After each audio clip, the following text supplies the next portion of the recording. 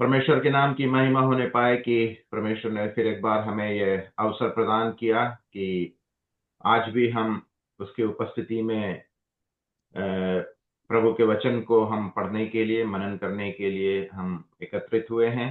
पिछले दिनों प्रभु ने हम सबों को आशीष दिया, सुरक्षित रखा।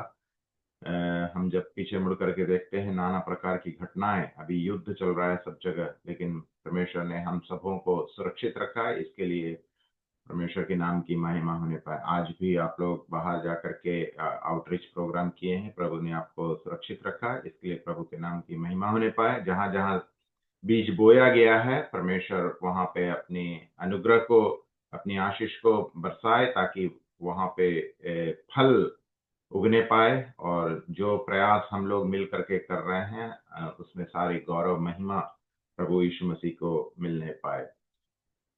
हम एफिसियों की पत्री हम पढ़ रहे हैं। मैं स्लाइड शेयर करता हूं।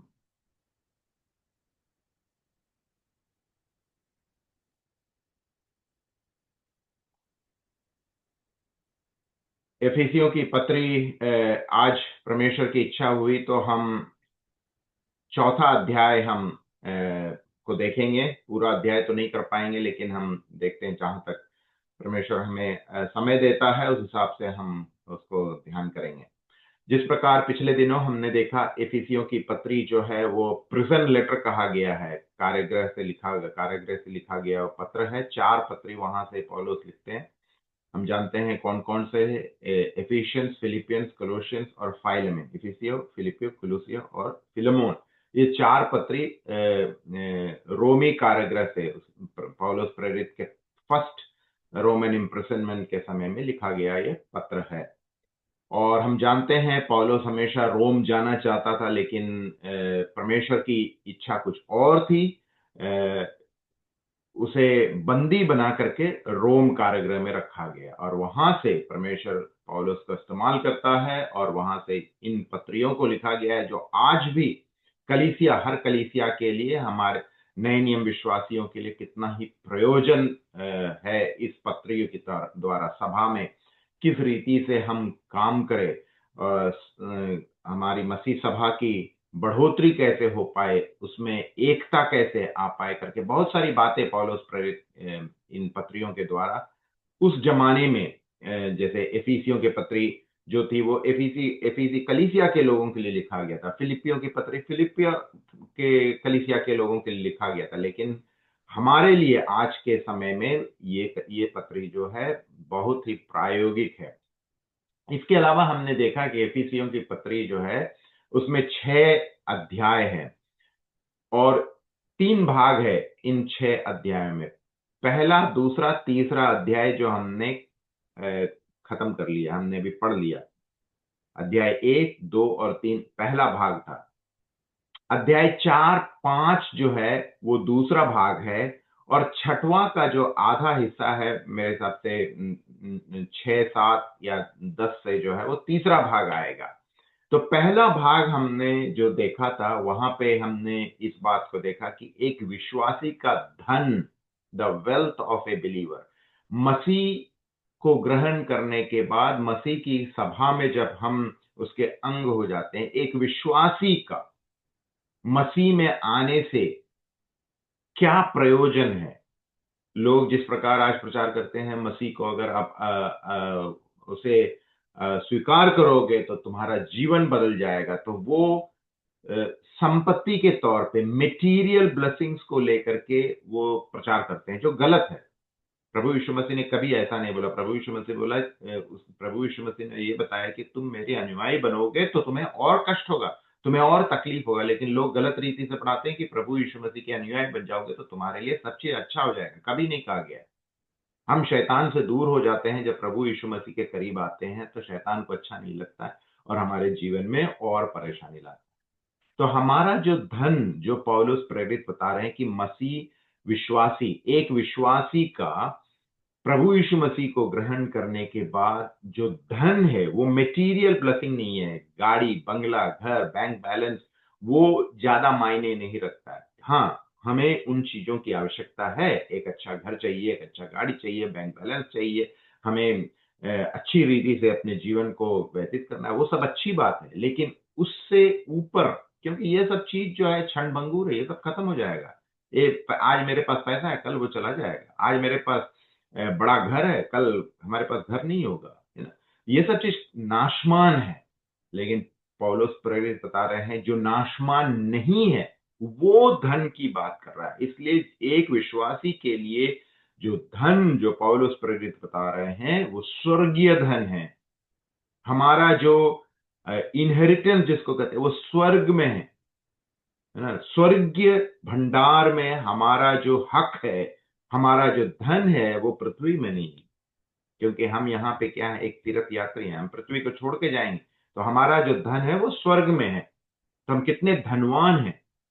हम स्वर्गीय स्थानों में बैठाए गए हैं प्रभु यीशु मसीह पिता के दाहिने, और हम प्रभु यीशु मसीह के साथ है। प्रभु यीशु मसीह परमेश्वर का पुत्र है, और वो पुत्रत्व हमें भी मिला है। एडॉप्टेड चिल्ड्रन, गोद लिए हुए बच्चे हैं। और गोद लिए होने के कारण प्रभु यीशु मसीह का जो भी धन है वो हमारा भी धन है। इसलिए हमारा जो संपत्ति है, धन है, जो ब्लेसिंग्स है, जो वेल्थ है, वो पृथ्वी का वेल्थ नहीं है, क्योंकि ये सब नाशमान है। हमारा जो धन है वो स्वर्ग में है। हमारा जो घर है वो ये पृथ्वी नहीं है, हमारा घर जो है वो स्वर्ग है।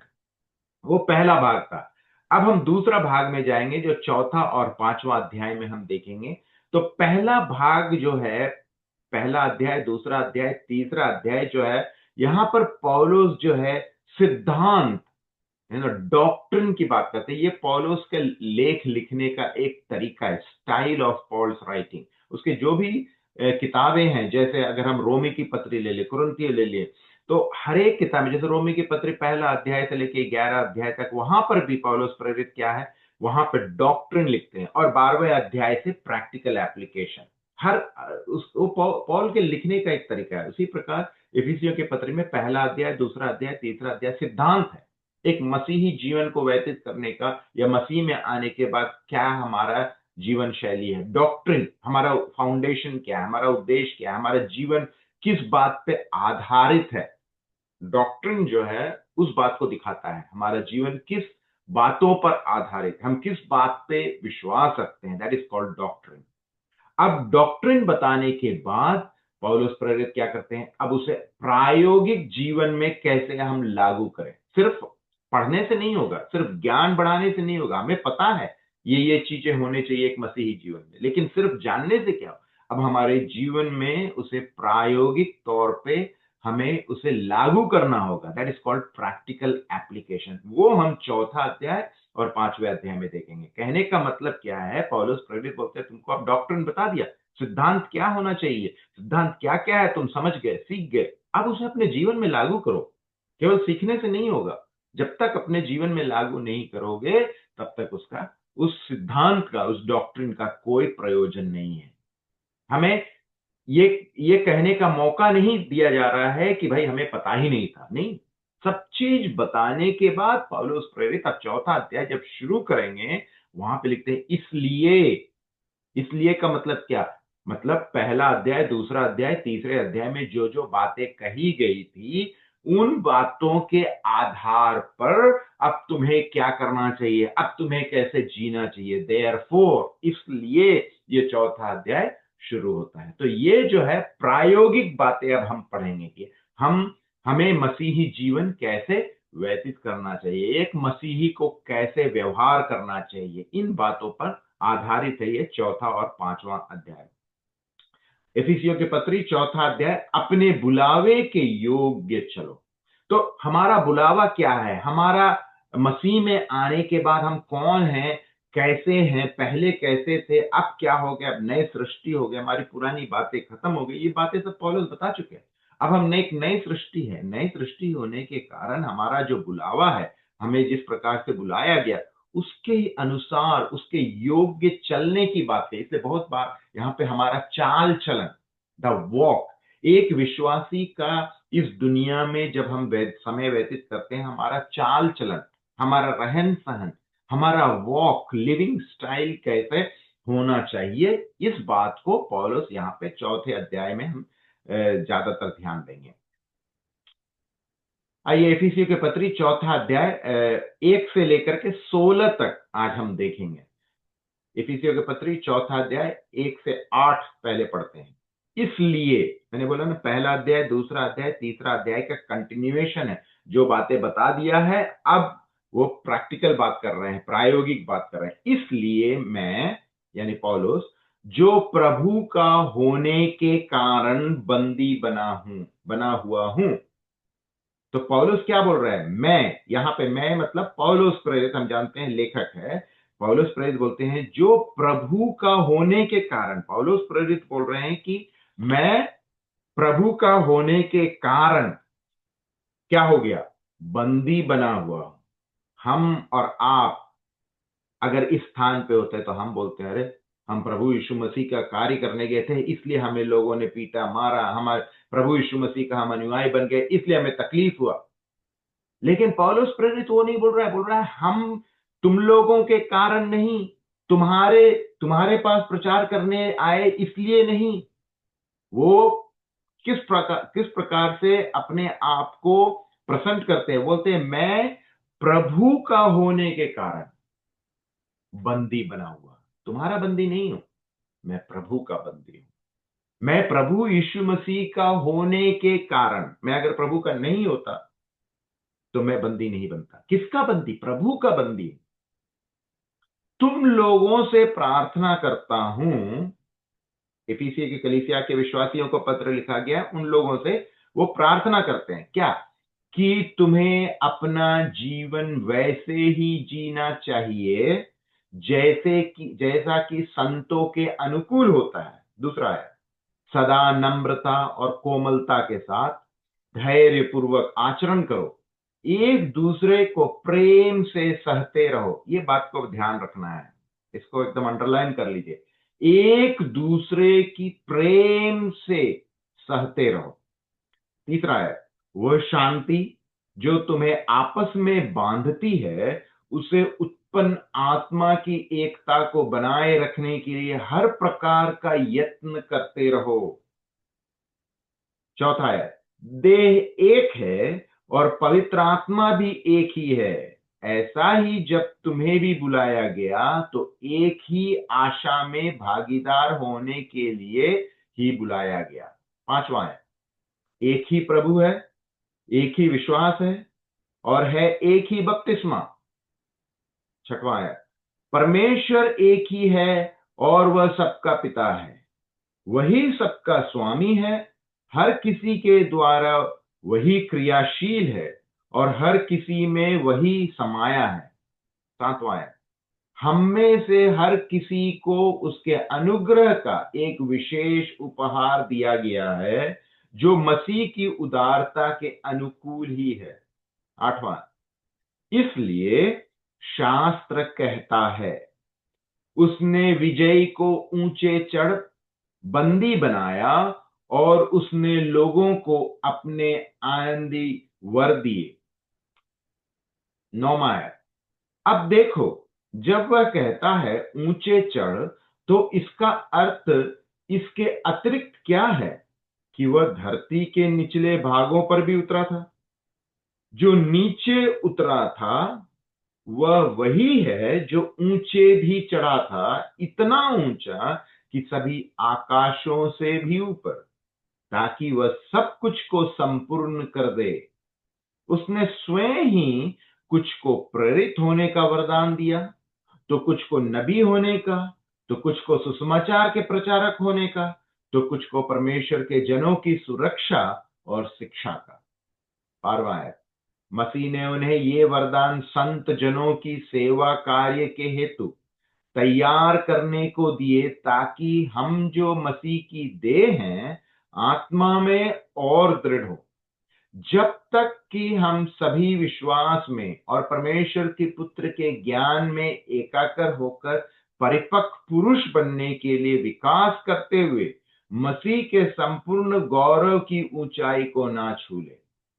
14वां है, ताकि हम ऐसे बच्चे ही ना बने रहें जो हर किसी ऐसी नई शिक्षा की हवा से उछाले जाए, जो हमारे रास्ते में बहती है, लोगों के छल पूर्ण व्यवहार से ऐसा धूर्तता से जो ठगी से भरी योजनाओं को प्रेरित करती है, इधर उधर भटका दिए जाते हैं। 15वें आयत, बलिक हम प्रेम के साथ सत्य बोलते हुए हर प्रकार से मसीह के जैसे बनने के लिए विकास करते जाए। मसीह सिर है, 16वां आयत, जिस पर समूची देह निर्भर करती है। यह देह उससे जुड़ती हुई प्रत्येक सहायक नस से संयुक्त होती है, और जब इसका हर अंग जो काम उसे करना चाहिए उसे पूरा करता है, तो प्रेम के साथ समूची देह का विकास होता है और यह देह स्वयं सुदृढ़ होती है। अभी जब मैंने ये पढ़ा और आप लोगों ने सुना तो साफ ही इसमें क्या है, एक दिशा निर्देश है। दिस इज ए टीचिंग, ये एक प्रैक्टिकल एप्लीकेशन है। पौलुस प्रेरित बोलते हैं डॉक्ट्रिन तो मैंने बता दिया, सिद्धांत क्या होना चाहिए, अब प्रायोगिक जीवन में हम कैसे लागू करेंगे। तो बहुत सारी बातें कलीसिया के संदर्भ में, बहुत सारी बातें पौलुस यहाँ पे बता रहे कि एक कलीसिया में जो हम विश्वासी लोग हैं, अंग हैं, शरीर के भाग हैं, उसका कार्य क्या होना चाहिए। प्रभु यीशु मसीह जो सिर है, हम उसके अलग अलग हिस्से हैं, इन बातों को बताया और हमारा वहां पे क्या कार्य है, इन बातों को हम विस्तृत तौर से हम देखेंगे। उसके अलावा भी पौलुस बोलते हैं कि प्रेम के साथ आपस में हम जब अलग अलग शरीर के अंग हैं, तो क्या है, अलग अलग विचार के लोग हैं, कलीसिया में आएंगे तो मेरा विचार अलग है, दूसरे का विचार अलग है, तो हमेशा कहते हैं एक साथ जाने में समस्या है।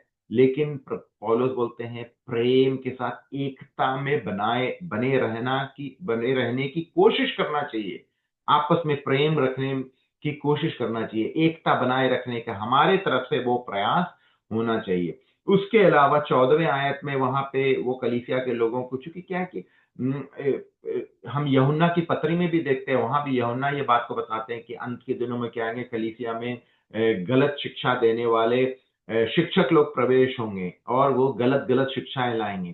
तो यहाँ पे पौलुस प्रेरित एफिसियों की कलीसिया के विश्वासी को बोल रहे हैं कि भाई, क्योंकि क्या है, वहां पे यहूदी लोग हैं, अन्य जाति लोग जो प्रभु को ग्रहण किए वो लोग भी हैं, तो आपस में जो क्या है, मतभेद बहुत है और अलग अलग शिक्षा आ रहे हैं। जो कि यहूदी लोगों का जो था सर्कमसिशन की बात करते थे और बहुत सारे अलग अलग डॉक्ट्रिन लेके आते थे। तो पौलुस बोलते हैं कि तुम्हारा अगर फाउंडेशन सही है, तुम्हारा नींव अगर मजबूत है, तो तुम छोटे बच्चे की तरह, इधर तुमको लॉलीपॉप दिया, कोई एक अंकल लॉलीपॉप दिया तो उधर भाग गया, दूसरा अंकल उधर से, जैसे नीतीश अपने बच्चे को बोल रहा है ले ले लॉलीपॉप, नीतीश का बच्चा उधर है, सुनील उधर से नीतीश के बच्चे को बोले इधर ले लॉलीपॉप, तो वो उधर भागा जाएगा। तो हम छोटे बच्चे की तरह वो लॉलीपॉप देख के इधर उधर ना भटके, यही पौलुस प्रेरित यहाँ बताता, ताकि 14वें आयत में लिखा है हम ऐसे बच्चे ही ना बने रहे जो हर किसी ऐसी नई शिक्षा की हवा से उछाले जाए।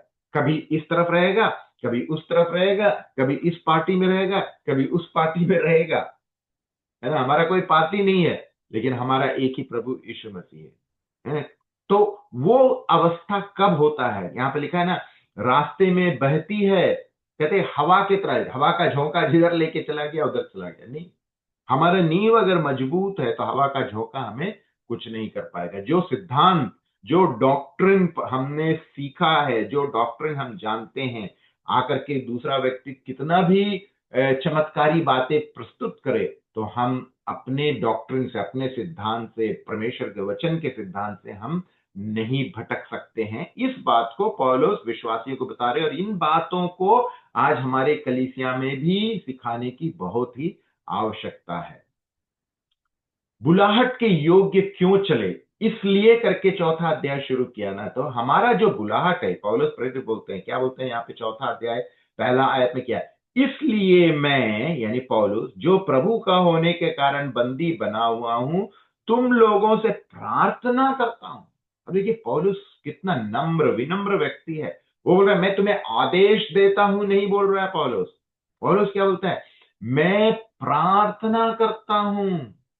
क्यों प्रार्थना करता हूं, क्योंकि मैं कौन हूं, प्रभु का होने के कारण बंदी बना हुआ हूं। मैं प्रभु का बंदी हूं, प्रभु का गुलाम हूं। एक गुलाम का उद्देश्य, एक गुलाम का कार्य क्या है, अपने सेवक को प्रसन्न करना, स्लेव जो है अपने मास्टर को, अपना याजक जो है, अपना जो मालिक है, उसको हमेशा प्रसन्न करने के लिए वो सोचता है। पौलुस प्रेरित बोलता है कि मैं तुम्हारा गुलाम नहीं हूं, मैं लोगों का गुलाम नहीं हूं, मैं मनुष्य का गुलाम नहीं हूं। मैं किसका गुलाम हूं? मैं प्रभु का गुलाम हूं।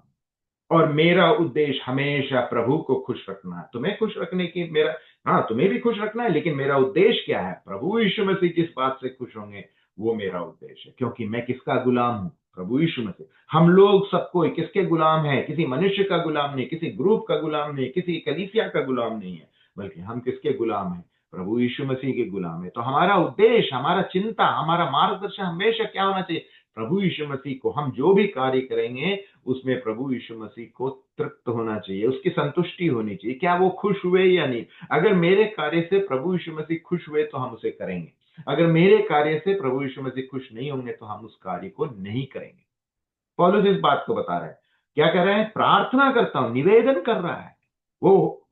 पौलुस प्रेरित कितने कलीसियाओं की स्थापना किया, कितने लोग शिष्य हुए पौलुस प्रेरित के। पौलुस प्रेरित चमत्कार करते थे, है ना। तो पौलुस प्रेरित आज्ञा दे सकता था, तुम ऐसा करो, तुम ऐसा। आजकल कलीसिया में ऐसा ही कर रहे हैं, है? पौलुस प्रेरित ऐसा नहीं, एक सेवक के तौर पे। एक सेवक क्या करता है? आदेश नहीं देता है, मालिक आदेश देता है, एक राजा आदेश देता है। एक सेवक क्या करता है? याचना करता है। याजक जो है प्रार्थना करता है, निवेदन करता है। तो पौलुस प्रेरित बोल रहा है, मैं तुमसे निवेदन करता हूं, मैं तुमसे प्रार्थना करता हूं, मैं तुमसे विनती करता हूं। कैसे? प्रेम से वो बोल रहा है, क्योंकि तुम मेरा भाई हो। एक भाई दूसरे भाई के ऊपर आदेश नहीं दे सकता है, क्योंकि हम लोग इक्वल हैं, हम लोग बराबर के सहभागी हैं। क्या प्रार्थना करता हूं? कि तुम्हें अपना जीवन, किससे बात कर रहा है? एफीसी कलीसिया के विश्वासियों को पत्र लिखा गया। तो उन विश्वासियों से पौलुस प्रेरित प्रार्थना कर रहे हैं कि तुम लोग अपना जीवन वैसे ही जीना चाहिए। कैसे जीना चाहिए? अपना पुराना जीवन के तौर पे नहीं, क्योंकि अब तुम मसीह में हो। अब तुम एक नई सृष्टि हो। तुम्हारी सारी पुरानी बातें तुमने दफना दिया गया, तुम एक नई सृष्टि में हो। तुम बपतिस्मा लिए हो तो तुम क्या है? उस कब्रिस्तान से नई सृष्टि बन के तुम अपने जीवन को बिता बिता रहे हो, जैसे कि संतों के अनुकूल होता है। सेंट्स, सेंट्स का मतलब क्या है? कि हम जब इस दुनिया में रहते हैं तो हम, हमारा शरीर जो है वो पापमय शरीर है ना। तो हम आंखों से, अपने विचार से, सोच से, कर्मों से हम पाप करते हैं। लेकिन पौलुस बोल रहे हैं कि संतों के अनुकूल। एक संत का जीवन कैसे होना चाहिए? एक संत का, जब हम किसी को संत बोलते हैं तो हमें संत कहा गया है। इसका मतलब वो जो हम दुनिया में संत बोलते हैं, साधु संत, वो नहीं। क्योंकि प्रभु यीशु मसीह संत है, इसलिए हम भी संत कहे गए हैं। अगर प्रभु यीशु मसीह को हम हटा देंगे तो हम संत नहीं है। हम संत इसलिए कहे जाते हैं, या हम संत इसलिए बन गए क्योंकि हम प्रभु यीशु मसीह में हैं। और प्रभु यीशु मसीह संत होने के कारण हम भी संत कहे गए हैं। प्रभु यीशु मसीह स्वर्ग में है, इसलिए हम भी स्वर्ग में हैं। प्रभु यीशु मसीह के कारण ही ये सब चीज पूरा होता है। तो इफिसियों के पत्री दूसरा अध्याय 1 और 2 आयत में हमने पढ़ा था। तो ये जो चौथा आयत का पहला वाक्य जो हमने पढ़ा कि अपनी पुरानी अवस्था को तुम याद करके पुरानी अवस्था में मत चले जाओ। अब तुम संत कहे गए हो। तुम्हारा जीवन, तुम्हारा चाल चलन कैसा होना चाहिए? संतों के अनुकूल होना चाहिए। इसका मतलब इनका जीवन पहले ऐसा नहीं था। यही बात यहाँ पे इफिसियों के पत्री दूसरा अध्याय 1 और 2 आयत में हम पढ़ते हैं। एक समय था जब तुम लोग, अब यही तुम जो कहा गया है, इन लोगों से कहा, तुम लोग उन अपराधों और पापों के कारण आध्यात्मिक रूप से मरे हुए थे। तुम्हारी पुरानी अवस्था थी, जिनमें तुम पहले संसार के बुरे रास्ते पर चलते थे, उस आत्मा का अनुसरण करते हुए जीते थे जो इस धरती के ऊपर की आत्मिक शक्तियों का स्वामी है। वही आत्मा अब उन व्यक्तियों में काम कर रही है जो परमेश्वर की आज्ञा नहीं मानते। ये तुम्हारी पुरानी अवस्था थी, लेकिन अब मसीह में आने के बाद अब तुम्हारा जीवन, तुम्हारा व्यवहार, वो इफिसियों की पत्री दूसरे अध्याय में जो हमने पढ़ा, वैसा नहीं होना चाहिए। अब तुम्हारा जीवन, तुम्हारा चाल चलन कैसा होना चाहिए? संतों के अनुकूल होना चाहिए। आगे और हम पढ़ेंगे। हमें संसार के अनुसार क्यों नहीं चलना चाहिए। अभी एफिसियों के पत्र 2 अध्याय में पौलुस क्या बता रहे थे, तुम लोग संसारिक बातों में, संसार के तरीके से, तौर तरीके से, संसारी शक्तियों के अधीन थे, तुम शैतान के अधीन थे, दुनियावी बातों में थे, दुनिया के रीति रिवाज में थे। तो हम अब मसीह में आने के बाद एक विश्वासी को हमें संसार के अनुसार क्यों नहीं चलना चाहिए। एफिसियों के पत्री 2 अध्याय 10वें आयत में हम पढ़ते हैं, क्योंकि परमेश्वर हमारा सृजनहार है। हमें क्यों नहीं चलना चाहिए सांसारिक रीति रिवाज के अनुसार, क्योंकि हमारा जो मालिक है, हमारा जो सृष्टि करता है, हमारा जो पालनहार, तारनहार, सृजनहार, वो कौन है? परमेश्वर। उसने मसीह यीशु में हमारी सृष्टि इसलिए की है। अब ध्यान से देखिए, परमेश्वर ने मेरी, तुम्हारी सृष्टि इसलिए की है। उसका उत्तर क्या है? हमें हमारी सृष्टि प्रभु यीशु मसीह में परमेश्वर ने क्यों किया है? एक ही उद्देश्य, क्या है? कि हम नेक काम करें। हमारी सृष्टि परमेश्वर ने प्रभु यीशु मसीह में क्यों की? कहने का मतलब नया जन्म। सृष्टि तो मां के गर्भ से हम आए हैं, लेकिन हमारा एक नया जन्म हुआ है। वो कैसे हुआ है? वो मां के गर्भ से नहीं हुआ है, वो प्रभु यीशु मसीह में हुआ है। परमेश्वर ने प्रभु यीशु मसीह में मेरी एक सृष्टि की है। क्यों की है? कि हम नेक काम करें। तो अब इसका फर्क समझना बहुत जरूरी है। नेक काम जो है एक उद्धार पाए हुए व्यक्ति का गुण विशेष है, फल है। हम नेक काम, एक मनुष्य नेक काम नहीं कर सकता है, लेकिन हमारा जो नेक काम है वो उद्धार पाए व्यक्ति का फल है। Good works, we are not saved by good work. हम अच्छे कर्मों से उद्धार नहीं पाए हैं, बल्कि अच्छे कर्म जो है हमारा उद्धार का फल है। इस बात को हमें समझने की आवश्यकता है कि हमें नेक काम करें जिन्हें परमेश्वर ने पहले से ही इसलिए तैयार किया हुआ है कि हम उन्हीं को करते हुए अपना जीवन बिताएं। अब आप समझ गए। आज आपसे कोई पूछे, आपका सृष्टि कौन सा सृष्टि? दो दो दो जन्म है हमारा। एक मां के गर्भ से आए हुए वो पापी जीवन है, और दूसरा जन्म है प्रभु यीशु मसीह में हमारा जन्म है। यहां प्रभु यीशु मसीह में, यानी उद्धार पाए हुए व्यक्ति, नए जन्म की बात जो कर रहे हैं, प्रभु यीशु मसीह को ग्रहण करने के बाद जब हम उद्धार पाते हैं, उसका उद्देश्य क्या है? यहां पे एफिसियों के पत्री 2 अध्याय 10वें आयत में लिखा है कि नेक काम करे और करते रहे। यही परमेश्वर की इच्छा है, मुझ में और आप में है। पौलुस कह रहा है कि हम परमेश्वर की कृति हैं, जो मसीह में अच्छे कार्यों के लिए बनाए गए हैं, और हमें संसार के अनुसार नहीं चलना चाहिए। एक जमाने में हम संसार के अनुसार चलते थे, लेकिन प्रभु यीशु मसीह आने के बाद अब हम मसीह के अनुसार चलेंगे। जब हम संसार के थे तो सांसारिक रीति से चलते थे, लेकिन अब हम मसीह में हैं तो मसीह के रीति में चलेंगे।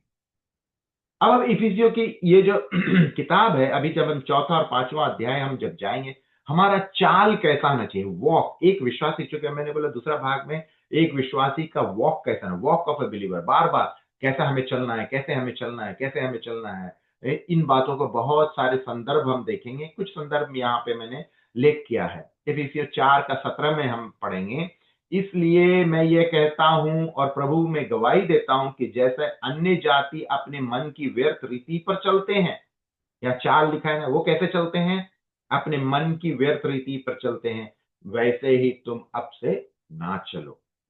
हमारा चाल कैसा होना चाहिए? जैसे वो लोग चलते हैं वैसा नहीं होना चाहिए। एफिसी 5:2 में, प्रेम से चलो। कैसे चलना चाहिए? प्रेम से चलो, जैसा कि मसीह ने भी हमसे प्रेम किया और अपने पाप को सुखदायक सुगंध के लिए परमेश्वर को भेंट करके, अपने आप को सुखदायक सुगंध के लिए परमेश्वर को भेंट करके हमारे लिए बलिदान कर दिया। एफिसी 5:8, क्योंकि तुम तो पहले अंधकार थे, परंतु अब प्रभु में ज्योति हो, इसलिए ज्योति की संतान के समान चलो। फिर कैसे चलना चाहिए? ज्योति के संतान के समान। इफिसी 5:15, इसलिए सावधान रहो कि मूर्खों के समान नहीं, परंतु बुद्धिमान के समान चलो। तो काफी चलने की बात कही है ना, दुनियावी बातों में नहीं, दुनिया के रीति रिवाज से नहीं चलना है, मसीह के पीछे चलना है, प्रेम में चलना है, ज्योति में चलना है, और बुद्धिमान बुद्धिमानी के साथ चलना है। हम आगे आगे जब क्लास में जाएंगे तो और द वेरियस वॉक्स, नाना प्रकार के जो वॉक की बात करें, चाल की बात कर रहे हैं, हम देखेंगे कैसे चलना है, वो विस्तृत तौर से हम देखेंगे। अब पौलुस प्रेरित यहां पे दूसरे दूसरे आयत में क्या बता रहे हैं? सदा नम्रता और कोमलता के साथ धैर्यपूर्वक आचरण करो, एक दूसरे की प्रेम से सहते रहो।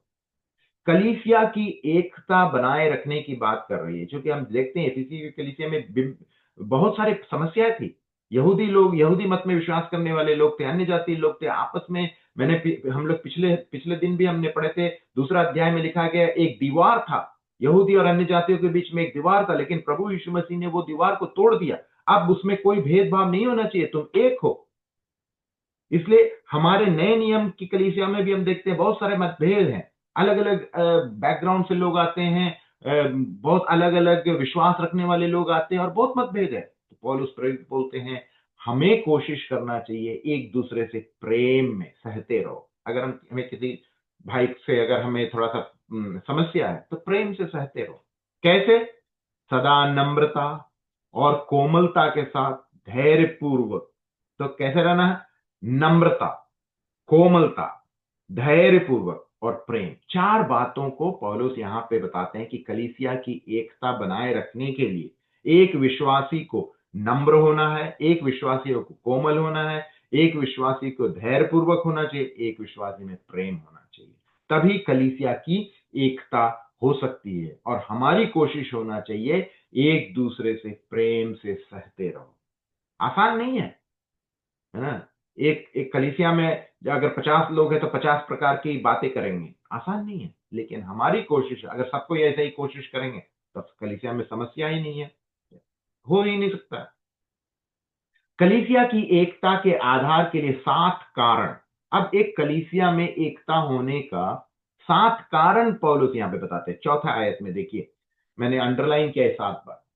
देह एक है, पवित्र आत्मा एक है, ऐसे ही जब तुम्हें भी बुलाया गया तो एक ही आशा में भागीदार होने के लिए बुलाया गया, एक ही प्रभु है, एक ही विश्वास है, एक ही बपतिस्मा है, परमेश्वर एक ही है और वह सबका पिता है, वही सबका स्वामी है, हर किसी के द्वारा वही क्रियाशील है और हर किसी में वही समाया है।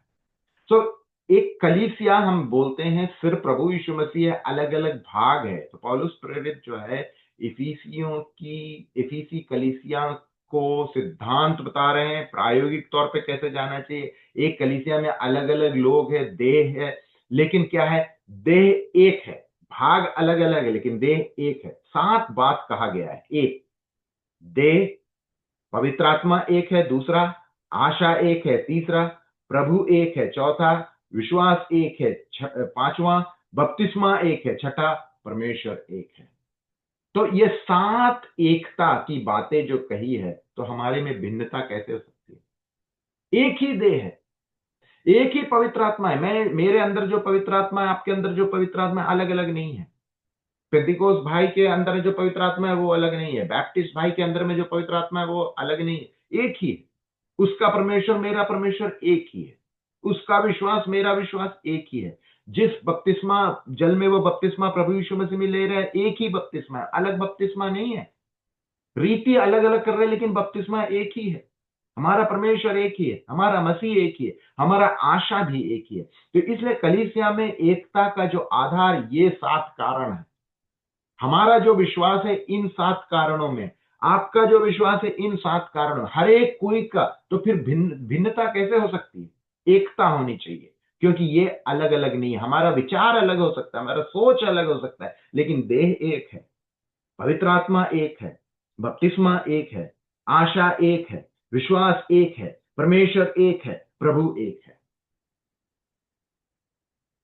उसके बाद जो 7वें आयत से हम देखते हैं वो आध्यात्मिक उपहार, स्पिरिचुअल गिफ्ट्स की बात कर रहे हैं। फिर हम देखिए कलीसिया में जो विश्वासी एक देह के भाग बन गए हैं, तो उन लोगों को अपना जीवन कैसे व्यतीत करना चाहिए, प्रायोगिक बातें बता रहे हैं।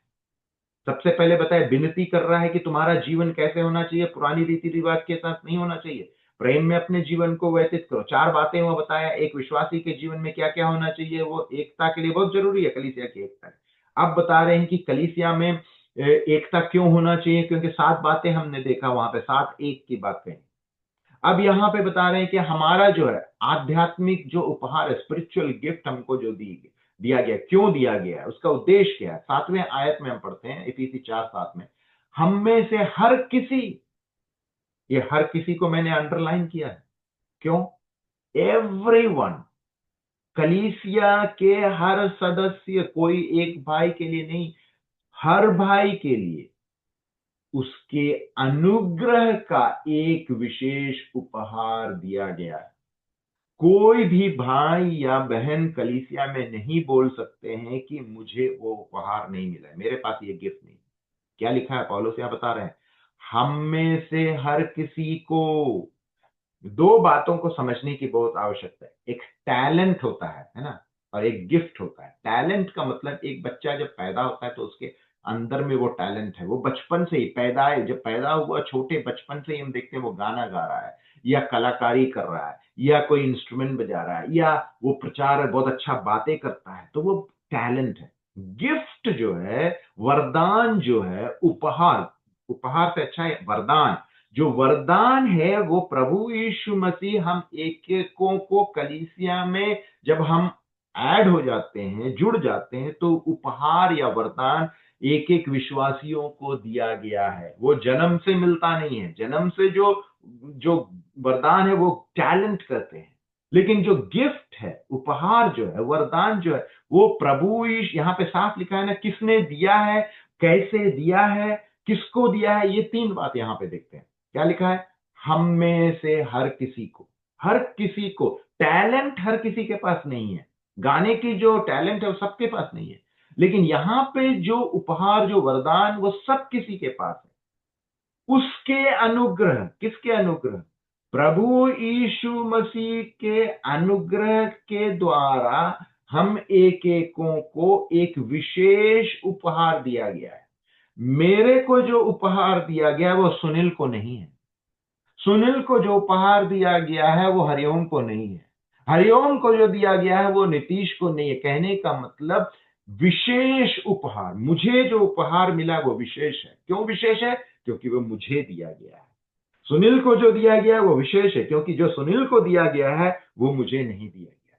वो प्रभु यीशु मसीह के योजना के अनुसार, उसके अनुग्रह कैसे दिया गया है, उसके अनुग्रह के द्वारा हम एक एक को दिया गया है, जो मसीह की उदारता के अनुकूल। वो कैसे मिलता है? मसीह के उदारता, उसमें कोई नहीं कह सकता है हमको क्यों नहीं दिया। अरे वो मसीह का उदारता है। मेरे पास अगर 100 रुपया है तो मैं उस 100 रुपये में से किसी को, मान लो सुनील को 50 दे दिया, नीतीश को 20 दे दिया, और कोई नीतीश मेरे से नहीं पूछेगा कि मुझे 20 दिया, उसको 50 दिया। अरे मेरा है, मैं अपने मन से, मेरा पैसा है, तुम्हारा पैसा तुम जिसको दे रहे हो तुमसे कौन पूछेगा। तो प्रभु यीशु मसीह के उदारता के अनुसार किसको किसको क्या देना है वो जानता है। वो अपनी उदारता के अनुसार कलीसिया के शरीर के अंगों को, एक एक को हर एक कोई, लेकिन हर एक कोई को मिलेगा। किसी को 1 मिलेगा, किसी को 2 मिलेगा, लेकिन हर एक कोई को मिलेगा। तो कोई नहीं बोल सकता है कि मेरे पास वो वरदान या उपहार नहीं है। इफिसियों 3:7 में हम पढ़ते हैं, सुसमाचार के कारण मैं उस सुसमाचार का प्रचार करने वाला एक सेवक बन गया, एक सेवक बन गया, जो उसकी शक्ति के अनुसार परमेश्वर के अनुग्रह के वरदान स्वरूप मुझे दिया गया। अब देखिए, पौलुस प्रेरित बोल रहा है, मैं सेवक बन गया, तो एक उपहार है, वो प्रभु यीशु मसीह के अनुग्रह के, उसके वरदान स्वरूप मुझे दिया गया है। पहला पत्रस 4:10 में देखते हैं, जिस किसी को परमेश्वर की ओर से जो भी वरदान मिला है, जिस किसी को, हर एक कोई को मिला है, हमने देखा है यहां पे 7वें आयत में।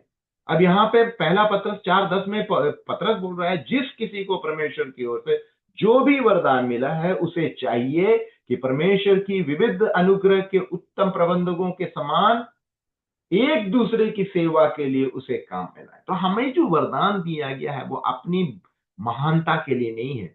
कलीसिया में हर एक भाई बहन को वो वरदान दिया गया है। क्यों दिया गया है, उसका उत्तर यहां हम देखते हैं, एक दूसरे की सेवा के लिए। उसमें प्रयोजन होना चाहिए, हमारे स्वार्थ के लिए नहीं, सिर्फ हमारे लिए नहीं।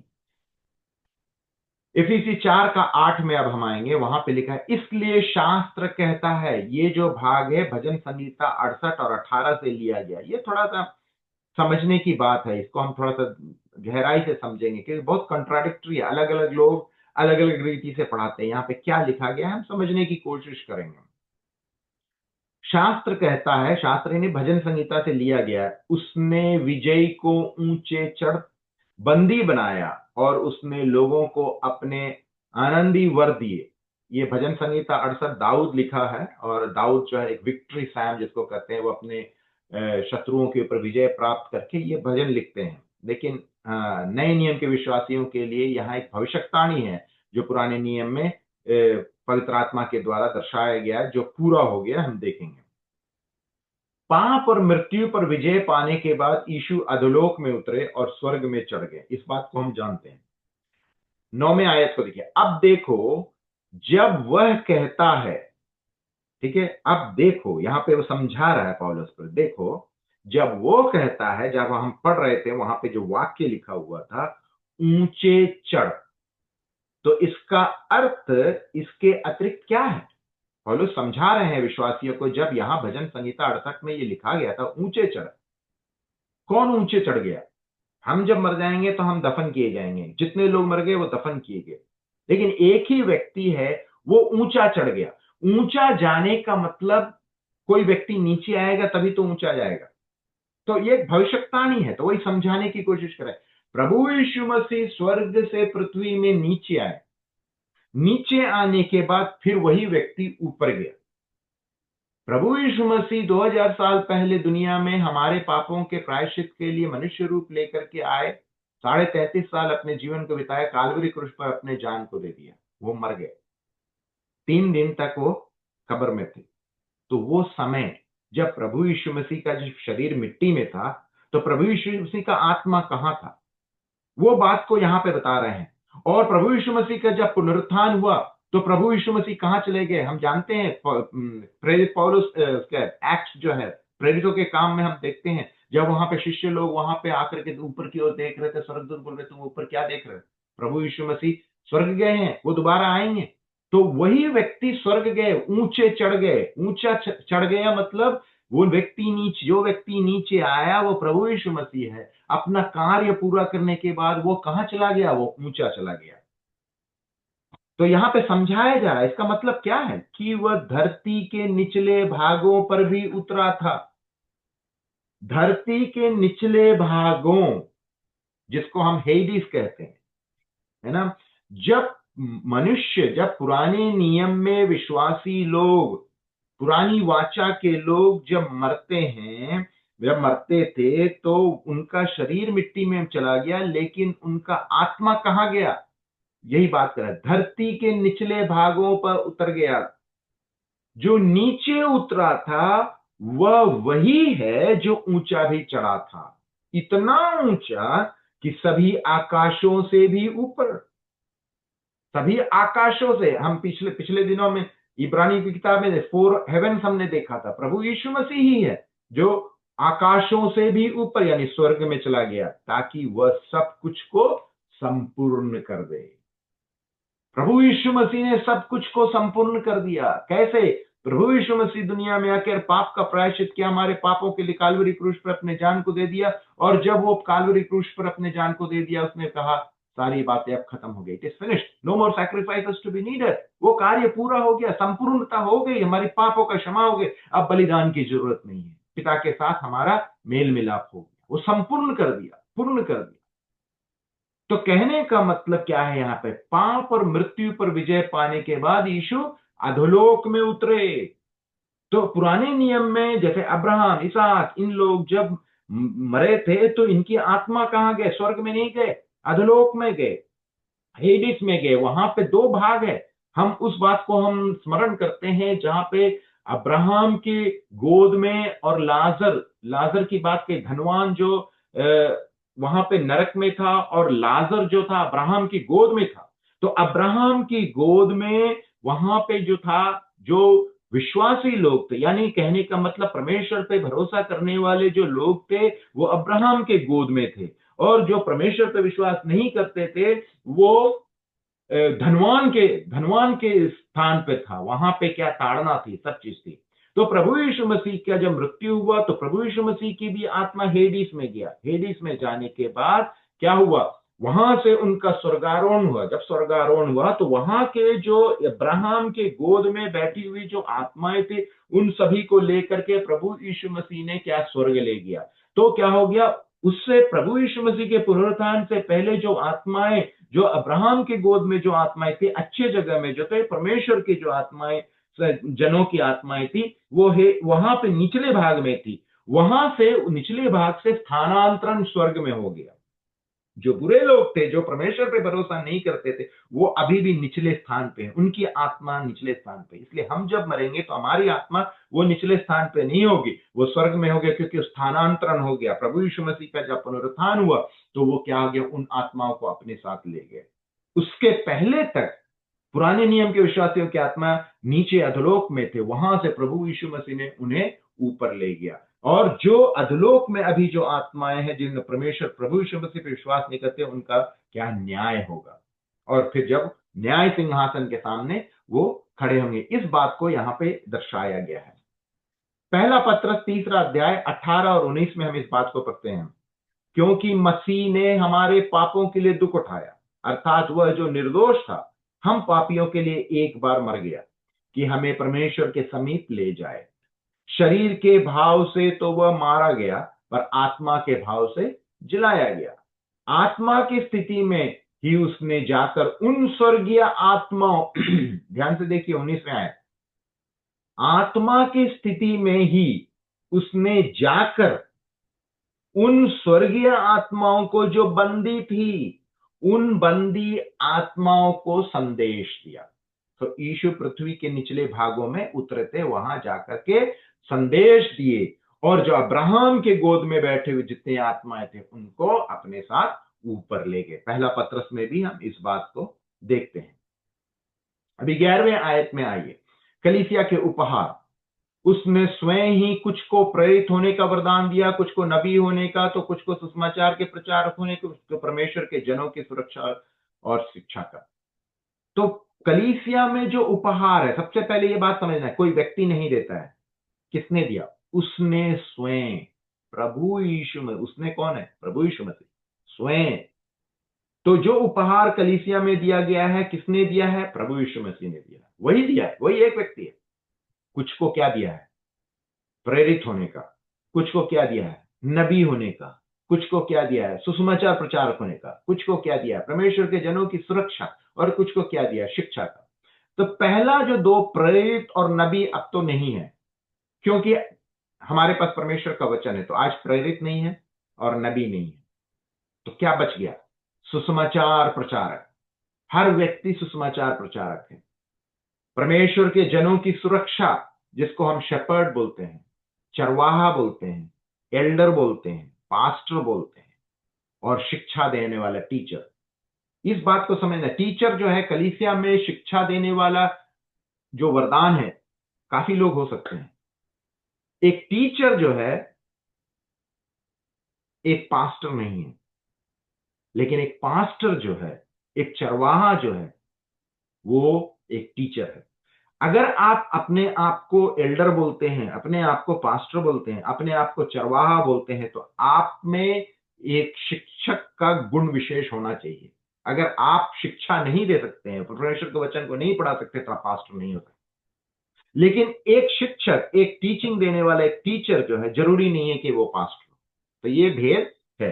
तो परमेश्वर के जनों की सुरक्षा करने वाला को हम पास्टर बोलते हैं। वो कब भूखा है, कब उसे नींद नहीं आ रहा है, कब वो बीमार है, उसकी देखरेख करने का कार्य जो है वो एक एल्डर का काम है। कलीसिया में जो भेड़ें हैं, उनकी हरेक आवश्यकता, वो कब दर्द में है, कब सुख में है, शांति है, अशांति है, कब बीमार है, इसकी देखरेख करना जो है चरवाहे का कार्य है।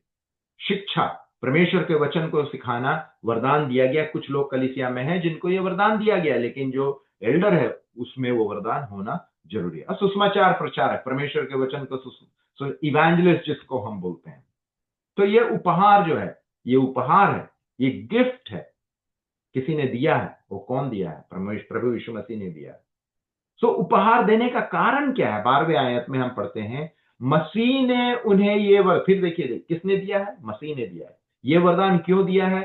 संत जनों की सेवा कार्य के हेतु तैयार करने को दिए, ताकि हम जो मसीह की देह हैं आत्मा में और दृढ़ हो। तो ये जो उपहार, ये वरदान कलीसिया में प्रभु यीशु मसीह ने अलग अलग लोगों को अलग अलग वरदान क्यों दिए हैं? अपना बड़ा महानता दिखाने के लिए नहीं दिया है। क्यों दिया है? संत जनों की सेवा और आत्मा में दृढ़ होने के लिए। क्यों उपहार दिया गया है? उसका कारण यहां हम देखें। कलीसिया में उपहारों का अंतिम लक्ष्य क्या है? 13वां आयत, जब तक कि हम सभी विश्वास में और परमेश्वर के पुत्र के ज्ञान में एकाकर होकर परिपक्व पुरुष बनने के लिए विकास करते हुए मसीह के संपूर्ण गौरव की ऊंचाई को ना छूए। एक कलीसिया में प्रभु यीशु मसीह ने अलग अलग भाई बहनों को अलग अलग वरदान क्यों दिया? हम देखें, एक दूसरे की सेवा करने के लिए। कब तक? इसका उद्देश्य क्या है? लक्ष्य क्या है? यानी गोल क्या है? कब तक ये क्यों दिया गया है? ताकि क्या है?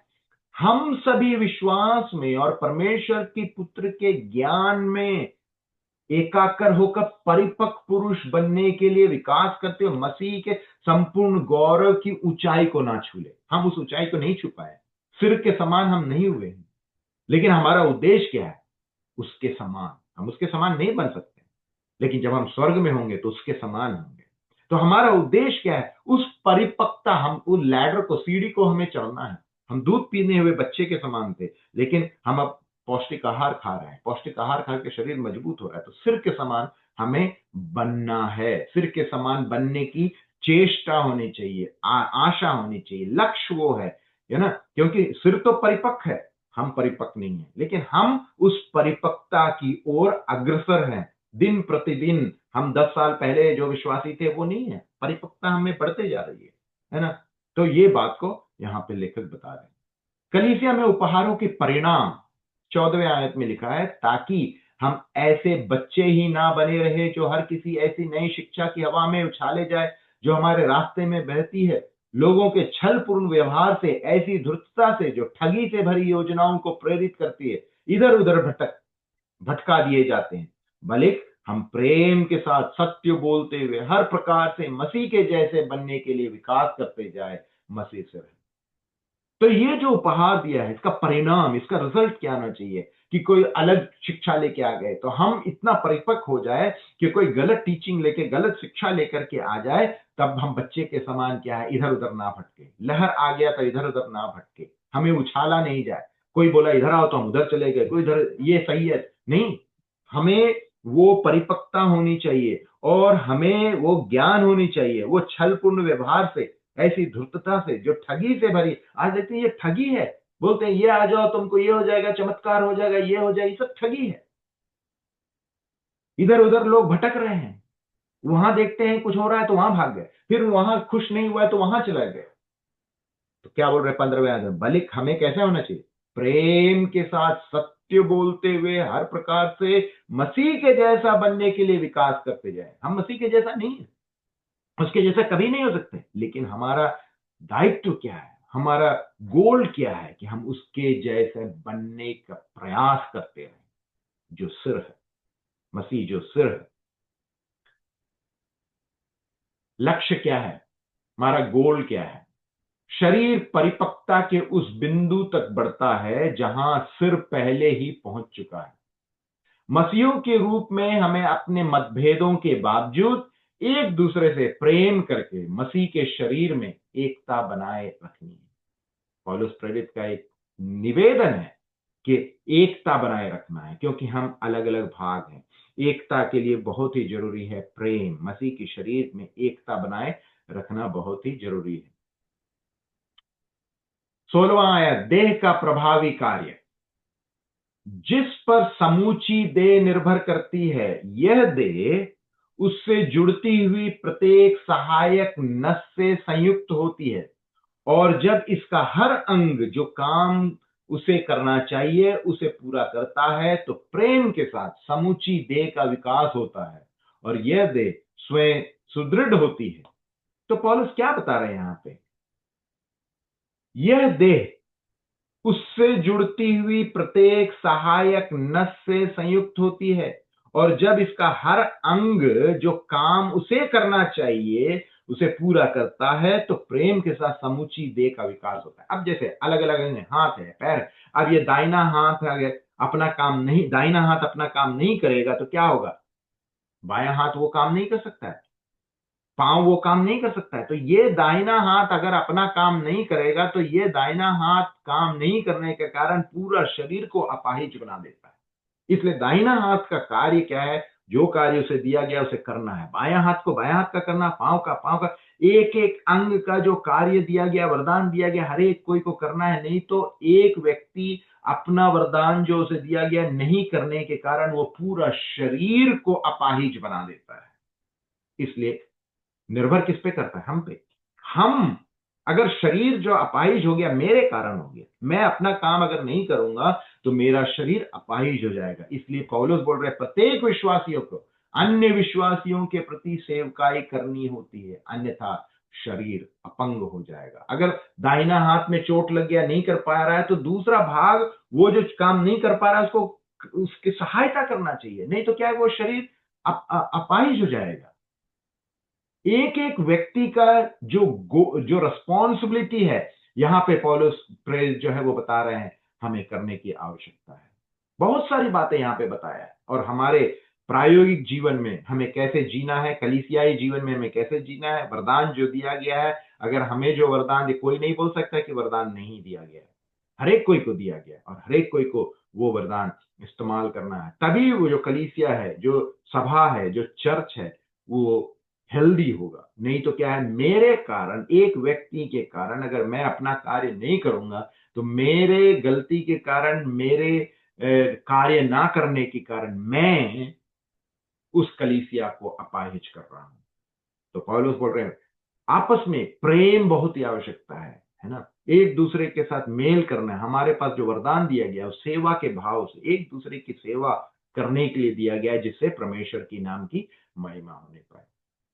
परमेश्वर के नाम के महिमा होने पाए, उसकी इच्छा हुई तो अगले एपिसोड में हम जो उसका दूसरा भाग है हम उसको करेंगे, और एफिसियों की किताब को हम आगे बढ़ाएंगे, और परमेश्वर हम सबों को सहायता करे कि आने वाले दिन में हम जो भी वचन को हम सीख रहे हैं उसे अपने प्रायोगिक जीवन में हम लागू करने पाए। परमेश्वर के नाम की महिमा होने पाए।